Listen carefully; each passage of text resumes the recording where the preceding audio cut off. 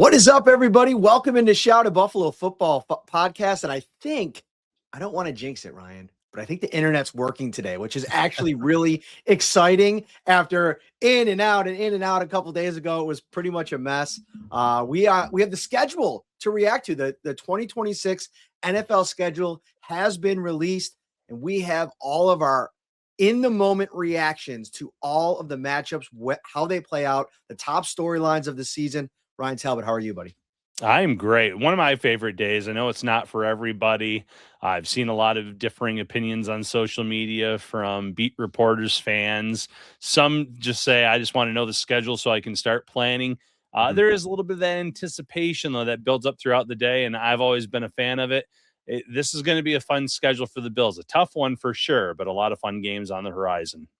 It's funny, we say tough one, right? And I think like we sit here in May and kind of think about who we think all of these teams are going to be. And you don't think about it in the moment, but Cincinnati, I know the Bills ended up playing Joe Burrow, but he missed most of the season last year. So if somebody had that team pegged as one of the Super Bowl contenders, like we did when we talked about the 2025 NFL preview, and we were talking about the teams the Bills were going to have to contend with, everything can change around any one of these matchups. So the two stretches that we think right now, looking at this schedule, are really tough. Of course, they look tough. There's probably going to be a couple Super Bowl contenders in there, but if you are a Super Bowl contender, you got to beat other Super Bowl contenders. Yep. Ric Flair, to be the man, you got to beat the man, right? So for the Bills, there's a lot of really good opponents on this horizon, but the Bills have been no slouches for the last 5+ years. This is going to be a good test for them starting out in week 1. Yes, and this is a fun place to start because I think we are 100% in agreement with where this game fits into the schedule and why we both like it. Before we get to on the road at Houston, 1 p.m. start for the opener, let me tell you that we are coming back to Wingnuts in a couple days, right? I mean, we're a little over a week until we come back to Wingnuts. Or is it 2 weeks? 2 weeks. 2 weeks. Dude, I'm so excited, man. I'm just trying to rush the calendar along. 1402 Millersport Highway. We haven't been there in a hot minute. We took a little bit of a break, but we are coming back to you dead in the middle of organized team activities, OTAs. We'll have a ton of things to talk about. It is May 29th. It's a Friday night, special Friday night. Come out and hang out with myself, Ryan. We'll be talking Bills all night long. Yeah, great food, great beer.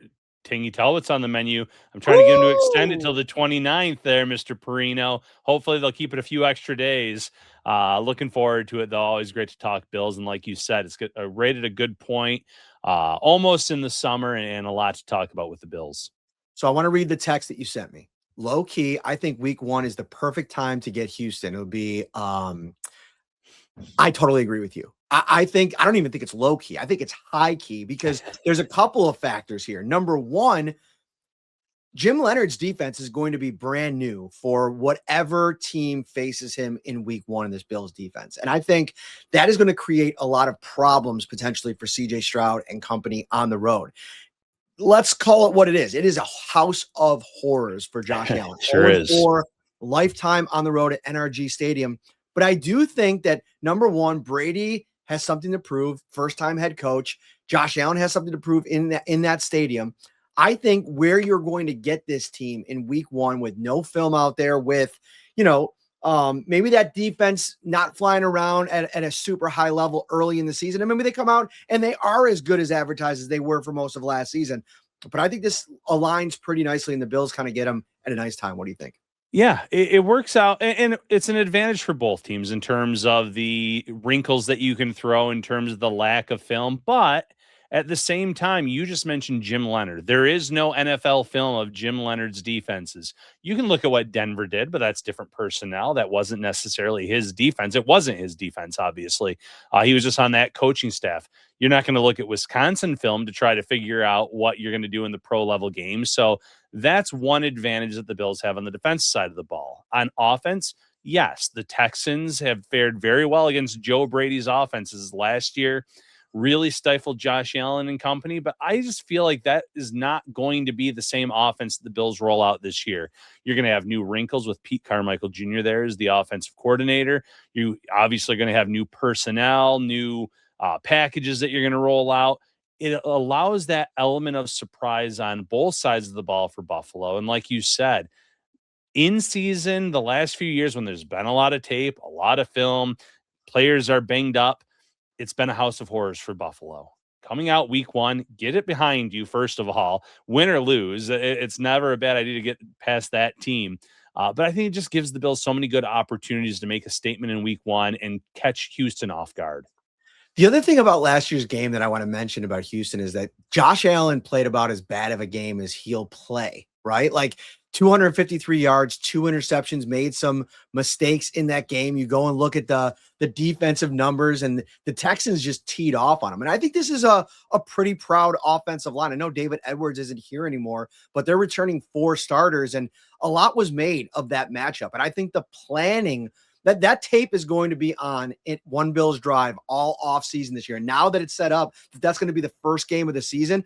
I think that they're going to come out with adjustments and maybe be able to play from behind, which then or ahead, which then puts pressure on CJ Stroud and company against Jim Leonard's defense. I think it's just kind of like the perfect time to play them. And I also don't want to sit here and act like Houston's this big bad boogeyman either. I mean, playing them in their house is tough, but they barely beat the New England Patriots, who were trying to give them every which way to win that game in the divisional round earlier this year. And this is a team that I think is solid. They have an excellent defense, maybe the best defense in the NFL pound for pound. But I like the Bills' chances coming out with a lot of new wrinkles and probably some new wrinkles on offense too. Yeah, there's no way to not state that that's one of the best defenses. Obviously, Seattle's up there. There's a few other teams that can make that comparison for the best in the league, but Houston's easily a top 3 defense in this league. But you can catch them off guard a little bit. There's going to be new personnel for them as well, free agents, rookies, etc. That when you're trying to get them up to speed in week one, that's when you can kind of catch people off guard. There's going to be a new offensive line for Houston. They've really went out and tried to address that this offseason. They won't have a chance to gel yet. So any way you look at it, I like this matchup for the Bills in week one. All right, so next up is a 3-game stint at home versus Detroit, which will be on a short week on Amazon Prime, Thursday Night Football. Already quite a bit has been said about the fact that the Bills are going to open up their new stadium on a short week on Thursday night. I think I'm in the minority in that I like this positioning of this game for a couple of reasons. Number one, you knew they probably weren't going to go with opening up the state. Mike North said this on the Always Game Day in Buffalo podcast. Like week one, it's all about like the return of the NFL, right? There's so many storylines happening. So week 2 always made the most sense. I also think that burying the opening of the new Highmark Stadium on a Sunday slate is also a challenge. Like I thought maybe Monday Night Football, but Thursday Night Football is fine. I think you're going to get the storylines from week 1 that probably get played out by about Tuesday evening. And then once Wednesday begins, it is going to be 48 hours of the entire football world talking about this brand new stadium that's opening. And I think there's a lot of excitement to that. And I do like, you go on the road against Houston in a tough matchup, then you come back and you have 3 straight games at home, the Lions, the Chargers, and then a huge one against the Patriots. Yeah, and the Lions are a tough team. They're going to be healthy. When they were healthy last year, they were excellent. Obviously, the year before that, even better. Lack of game planning. It's Thursday night. If you're looking for positives, I am not a Thursday night football fan. I've always been anti-Thursday night football. It's sloppy games. Injuries occur, but at least it's in week 2. So there is something to be said about that. I do think that, like you said, the Bills wanted to make sure that there was a national spotlight on the unveiling of the new stadium in the regular season. They're absolutely going to get that with the Thursday night game because there's no other game on that day. The buildup, like you said, post week 1 leading into week 2, that's all that'll be talked about. So in terms of the national attention to the stadium, they're going to get that. It's going to be up to the Bills, though, to really turn it around quickly and against a really good Lions offense. If they can do that, and then they have 2 other games at home following that, they can get off to a really nice start. It's easier said than done. Detroit and Houston in week 1, week 2, as tough as it gets. But you got to play them at some point anyways. So maybe there'll be a little bit of a tactical advantage where neither team will have enough time to really game plan based on the week 1 film.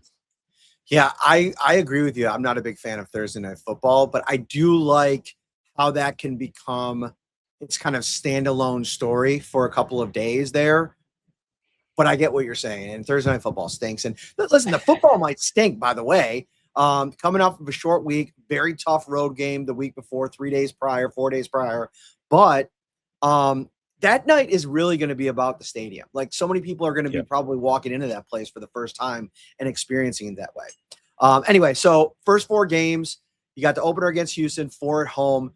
Then it gets batty, Ryan Talbot. It is a back-to-back West Coast swing at LA on Monday Night Football, and then a short turnaround 6 days later at the Las Vegas Raiders. I've been waiting for this game for years. The COVID season wiped away road games for traveling media. So this is going to be the first time I'm back in Las Vegas for football reasons. Obviously, the former gig doing the UFC.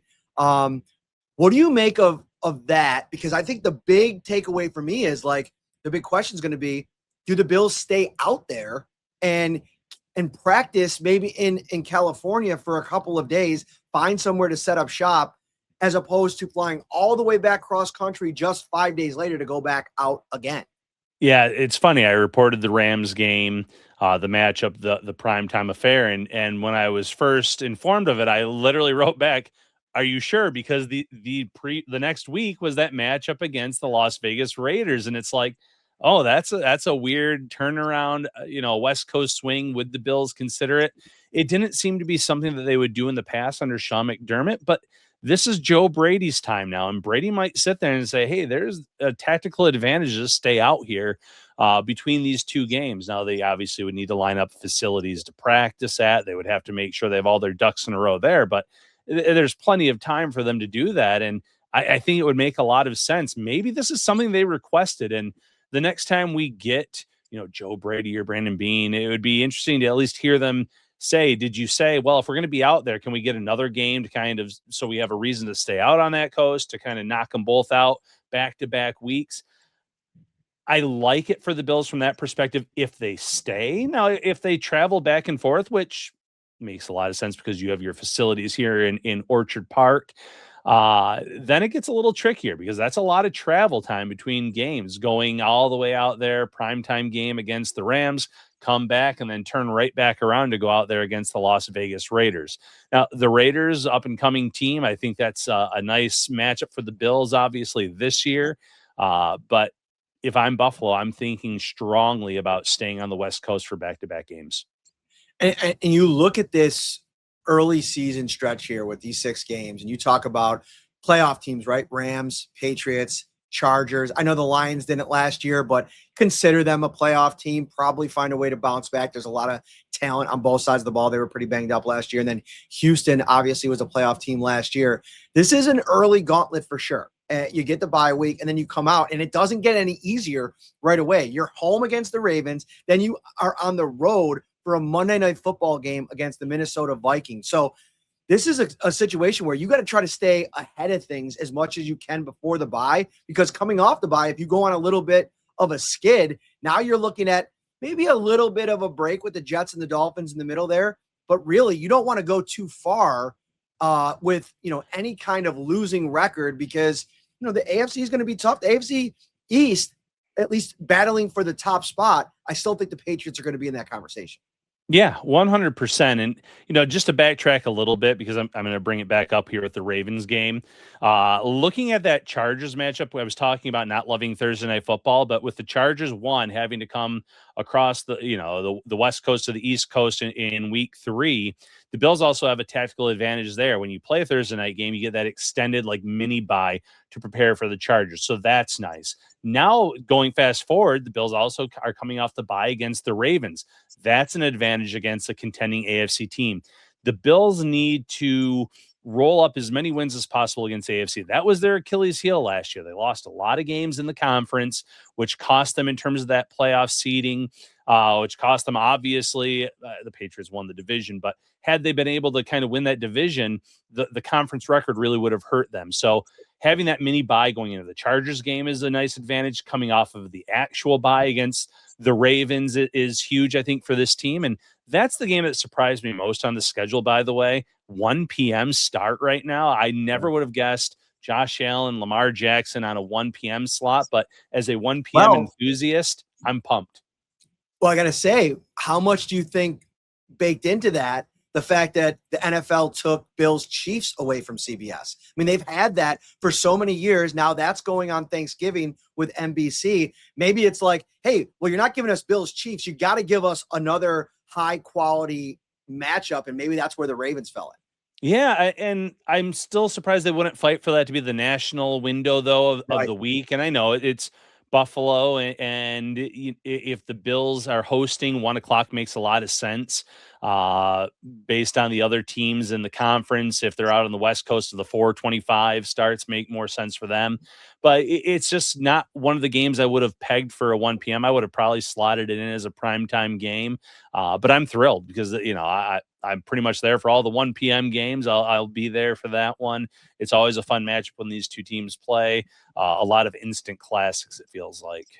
All right. So I mentioned the Jets and the Dolphins in the middle there, not to downplay those matchups at all, because they're divisional games. And even if it's down years for either or both of those teams, they're always a little funky. There's no way the Bills should have gone on the road and gotten beaten by 17 points last year in Miami, but it happened. Right. So like that, they're definitely opponents that you're going to have to pay attention to. But then after that, it starts what I think is the toughest 5-game stretch on the calendar. And that, I think it's tougher than the opening 5, only because you're healthy at the beginning of the season. Usually you have 3 home games. This one, 3 of the 5 are on the road. It starts with the Chiefs at home on Thanksgiving. You're bookended by 2 holiday games, night game on Thanksgiving, and then the afternoon game on Netflix on Christmas Day. And in between, you're at the Patriots, you're at the Packers, and then you're in prime time against the Chicago Bears. That, to me, is going to be probably the defining run of games of the Buffalo Bills 2026 season. You got the DJ Moore revenge game against the Bears in there. Obviously, the divisional considerations with the Patriots early December. It feels like they always go to Foxborough early December, which is the worst because the weather is brutal there. But I will say, on the other side of that, at the Dolphins on January 3rd, chef's kiss. That is the best time to go to South Florida. But that 5-game stretch ride, it's brutal. It's really tough because of a lot of the reasons that you mentioned. One, by that time in November, you would expect Mahomes to be as close to 100% as he's going to be this season, health-wise. I know that I've read everything that he's going to be ready to go this summer and tentatively in week 1 with the turnaround time. And who knows, maybe he will be. But they didn't want to probably throw that game early on in the year. They wanted to have that Mahomes, Josh Allen battle. Now having it on a holiday is just going to add to the level of excitement for the league, the ratings, everything else. That's a tough game to just open up with. But then New England, obviously coming off of winning the division, being the conference representative in the Super Bowl. Green Bay, really excited for that one, checking out Lambeau Field. But they're a legitimate NFC contender. Then you go and play a Saturday game against the Bears and follow it up by, oh, by the way, Christmas Day against Denver. That's a tough slate of games for Buffalo. Denver proved that they were a contender last year. Honestly, I know I'm not a huge Bo Nix believer, but had he stayed healthy after that Bills game, I think they would have run roughshod over New England and they would have represented the AFC in the Super Bowl. So that's a really tough team mixed in there. There's no real slouches in that 5-game stretch. So those are going to be meaningful games for the Bills in terms of playoff seeding, in terms of just showing where they are in terms of against other contenders in this league in general as the playoffs get closer and closer and near. So true test for Buffalo late in the season. Couple quick comments, one observation and a comment. the first 8 games of the Bills schedule, there's only one AFC East game in there. And I mean, Mhm. there's been years where they've gone through their entire run once through the AFC East by the midpoint of the season. So a lot is probably going to come down in terms of the divisional race, whether it's between the Bills and the Patriots or however this thing shakes out to the second half of the season. That's another element that kind of gets thrown in here. The Bills go on a slow start and the Patriots get off to a really hot start. In that circumstance, the Bills were kind of chasing the Patriots all last season. That'll be interesting to see how that kind of situates itself for the stretch run. Yeah, I don't think New England's going to get off to much of a hot start with Seattle in week 1, but I think they have Pittsburgh in week 2, so a chance to bounce back there.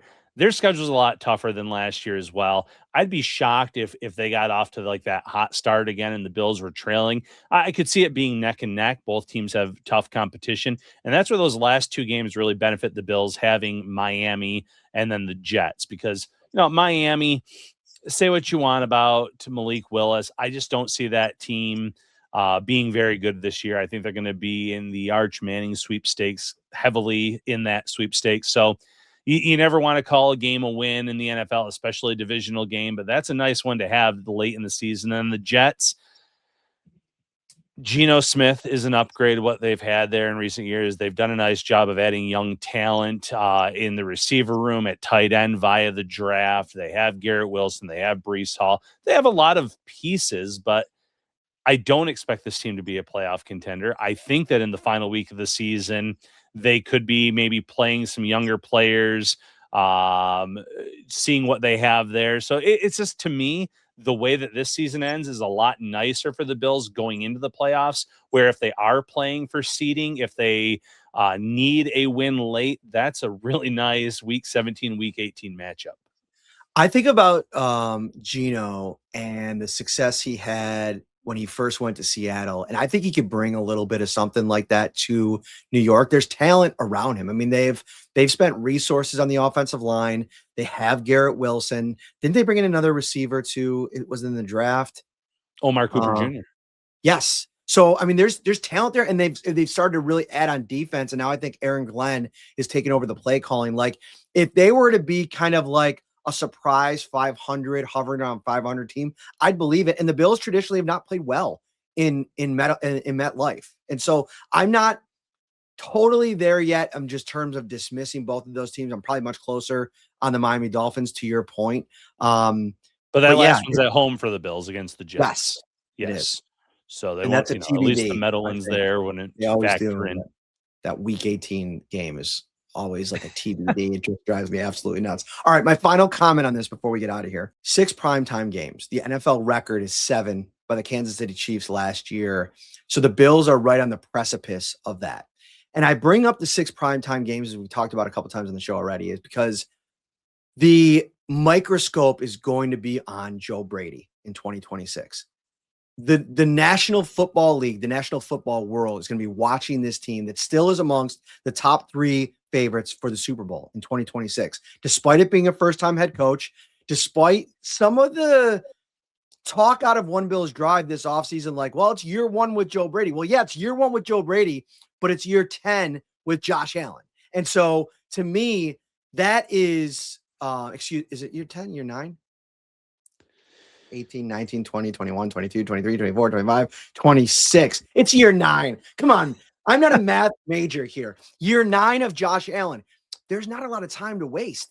And listen, for what Brandon Beane thought this was a Super Bowl championship roster last year.